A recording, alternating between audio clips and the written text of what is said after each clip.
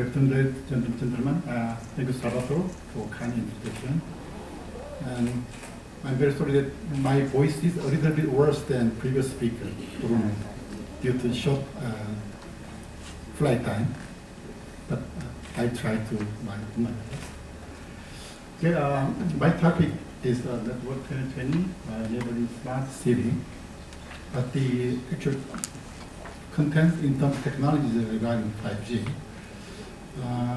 But previous speaking, when I'm preparing the slide, I hesitate to use the term 5G because many of you may feel that 5G is too early at this moment. But I noticed that I'm wrong because when I heard speech from other speakers in the morning session, many people said and think to use 5G. So there's my mistake, but the content is the similar. As Salvatore introduced, I'm not from vendors, operators. I'm from university. But I'm the chairman of the Global Strategy Committee in Korean 5G Forum. So I'm very close to the industry, even though I'm in academia. So let me give you some short introduction on 5G Forum. So it is a public-private forum established in 2013 to prepare or to promote the 5G toward year 2020. So we have 5 committees where I'm the chairman of this group. So my main responsibility is to discussion with other countries, other forums, and other regions to share the view and to exchange views and information regarding preparation for 5G. And soon we would like to add one more committee called ecosystem because 5G is not just telecommunication. It's very close relationship with other industry like health, energy, transportation, etc. So we need to have some small organization to discussion with them.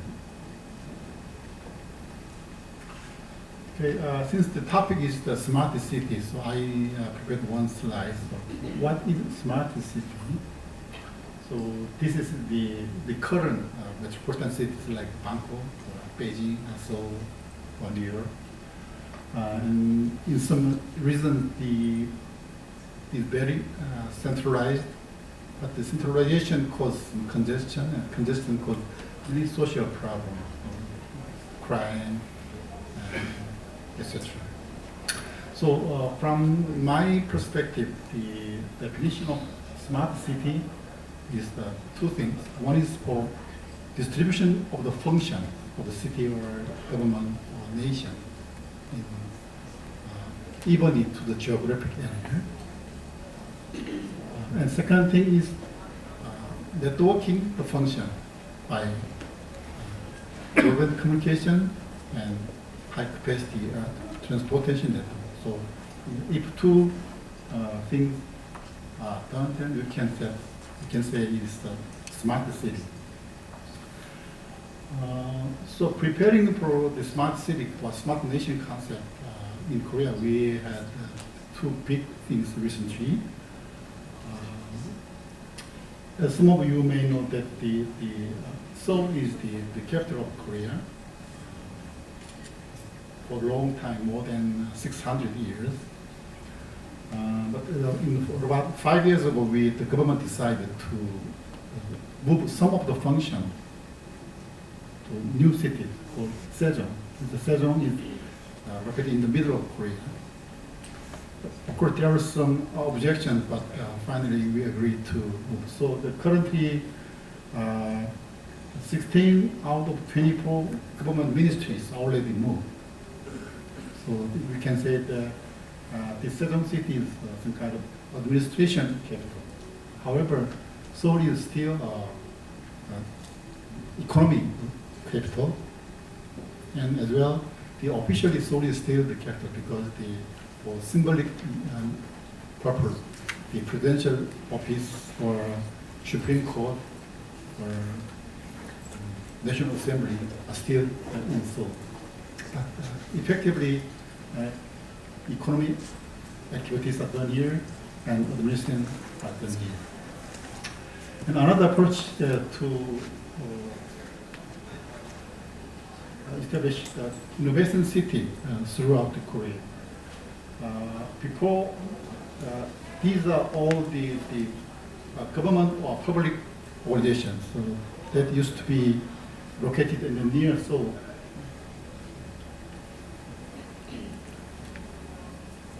Yeah, near Seoul before, but the government decided to distribute many of the public organization or institute function to throughout Korea. So we established 10 new cities and moved the function to them. Of course, now we are on the early stages, still not yet fully local, but I think in a few years the distributional function will act very well. So I think the next, as I said in previous slide, the distributional function and the talking by them is the two main critics of smart city. And unfortunately, we have already good broad communication network, LTE or LTE advanced and nationwide, so no big problem in communication. But for transportation network, still we need some work. So we are deploying the high-speed train network more, and also highway more. So maybe it took some more years. So there is the current status in Korea. So there are several main functions in the cities or nations. The first one can be the transportations. So in order to make it smarter, so we have two things. One, for make it smarter in the vehicle, and the second thing is make it smarter in the infrastructure. So for vehicle, the autonomous driving or self-driving is one topic, but still V2P, vehicle to vehicle or vehicle to person communication functions to be developed, and the work is now undergoing some in 3P or some in SG like Bloom. And for enhancing the infrastructure will take some time as well.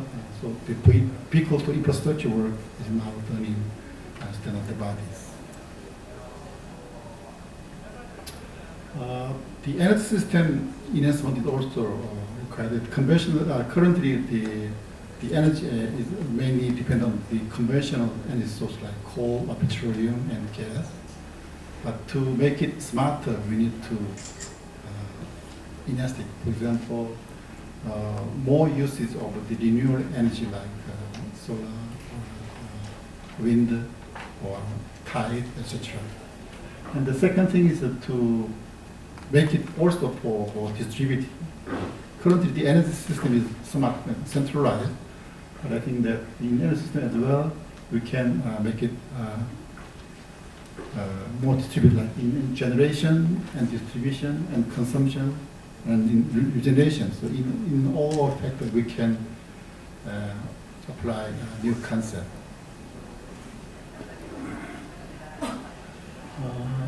Health or wellness is also one area to make it smarter. So currently, the only even in Korea, the regulation said that only the patient should go to the doctor to have some diagnosis or precautions and remedy. But utilizing the communication network, very stable communication and very high speed and low latency network, we can provide the remote medicine or remote surgery, including the personal health care and healing as well. I think the last thing is the public safety network. So public safety network is two things. One is public protection, the other one is disaster relief. And currently, these networks are operated independently, even in Korea before. For police has their own network, fire station has their own network, hospital has their own network, and government has their own network. But in about 2 years ago in Korea, we have big accident of ship sinking. So government noticed that we need to have more centralized and integrated network for disaster relief, public safety. So we have planned to provide nationwide public safety network until end of next year using LTE technology. So now in some limited area now the trial is ongoing, and based on that result, we'll expand the network by end of next year. And for all this smart city concept, I think the background is the communication network. And unfortunately, we have 4G and now the 5G preparation is ongoing. And previous speaker, Bruno, well summarized the generation change and critical issue generation. I fully agree with his investigation. And one thing is that the number of standards. So in first generation, we have a 6 or 7 standard, then in 2G, 5, in 3G, officially 5, but actually 2 standards were deployed.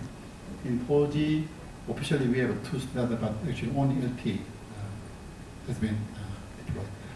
I think in 5G, I think single standard is almost problem, I think. So that means some kind of collaboration before standard is getting more and more important. Also the importance of research development, collaboration is also important.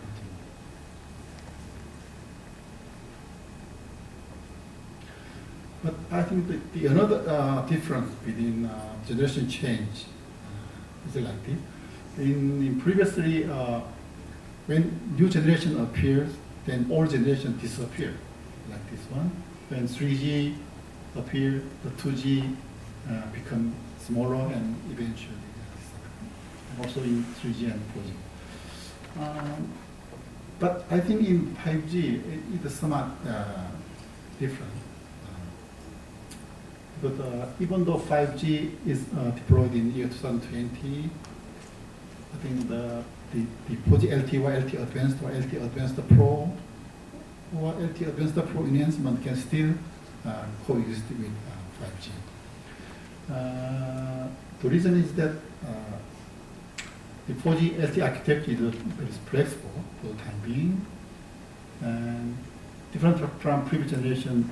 In 5G, we have no competing standards, only single standard. So we don't need to worry about the unnecessary competition. And the third thing is that many countries invested huge investment in 4G. And the last thing is that now the terminal is very advanced and intelligent. So multi-radio or multi-generation concurrent communication is already possible. So I think on that perspective, my personal expectation is that in 5G area, some kind of role division or coexistence of 4G and 5G can be possible. But for the time being, this is not official opinion of 5G forum. It's just my personal opinion as an expert. Bruno mentioned that in 3PP or in ITU, the standardization work ongoing, and actually last week I attended 3PP meeting.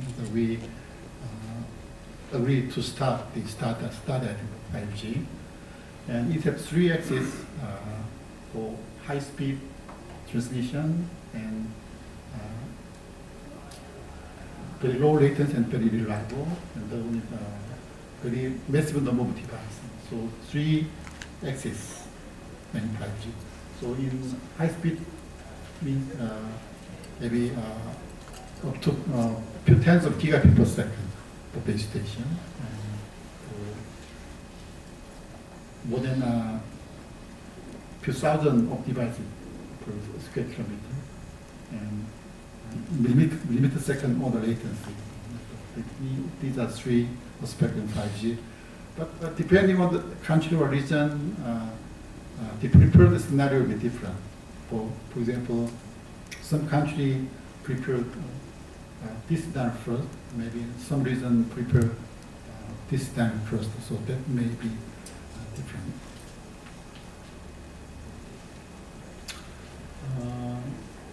This is similar to previous speaking so I will skip. But anyway, by the end of 2020, we will have a stable 5G standard. The actual work will be done by 3BP, and that will be brought to ITU for final conclusion, approval. So preparing for 5G, many countries have their own plan how to deploy the 5G, and at this moment, the Korea is most aggressive in time schedule. So by the end of next year, we'll have a trial service, and we'll start the commercial service in 2020. Japan is also very aggressive because in summer 2020 there's Olympic in Tokyo, so Japan tried to provide commercial service in 2020 summertime.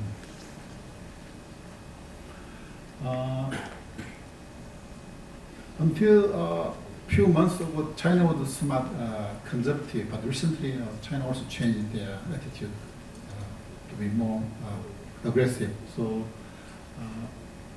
the Vice Prime Minister in China said that they will strive to start commercial service in 2020. So they strive to start. That is somewhat different from Korea and Japan, but China also tried to be aggressive in investment and trial. So using trial, critical trial this year and concept trial next year, they will start system and service trial from 2008. So far, Europe has a little bit conservative because for research and trial, is similar time frame, but in actual deployment and commercialization, there's some more room to start. But I fully understand the situation in Europe. Europe is composed of many countries, and they have different standards, different strategies. So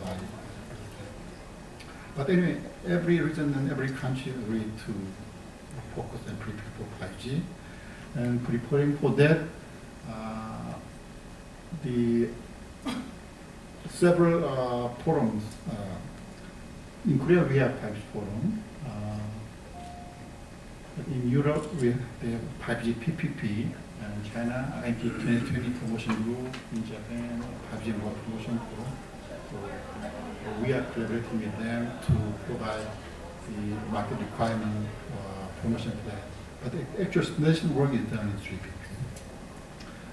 And nowadays we have some discussion with America, Taiwan, Indonesia, and Turkey as well. And I hope utilizing this event, I'd like to have some more discussion with countries in Southeast Asia.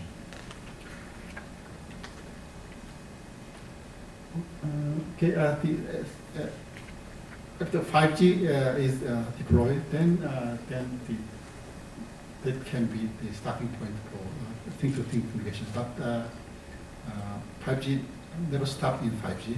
Maybe next 6G or 7G still waiting for more advanced technology service. Okay, this end of my presentation. Thank you for attention. It's time for one question.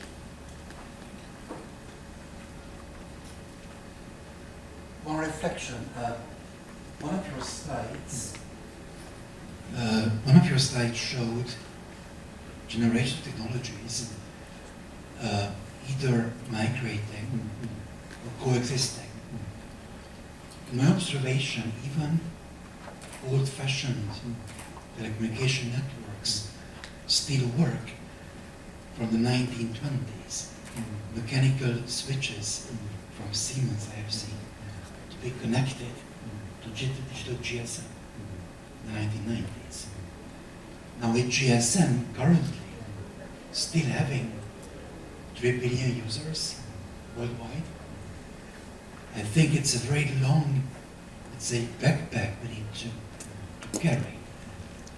I don't think we look at cutting that continuity, but somehow functionally integrating the main features from the past with the future. Do you have any view on that, in your perspective? Korea being probably one of the most advanced countries by many means. Do you intend to take the big step and just try disregard from this fact and change everything? Or will you have to do it more carefully? Yeah, I think the point is, I think, valid. So depending on the country and depending on region, so some kind of overlap time will be long. But in other countries, it changes very fast. But eventually, the important thing can still exist. For example, GSM has a very good concept. Even though the value is very small, but so I think it can inherit many good things from old generation, but also we add new things from new standard generation. Thank you for your comment. Okay, thank you very much.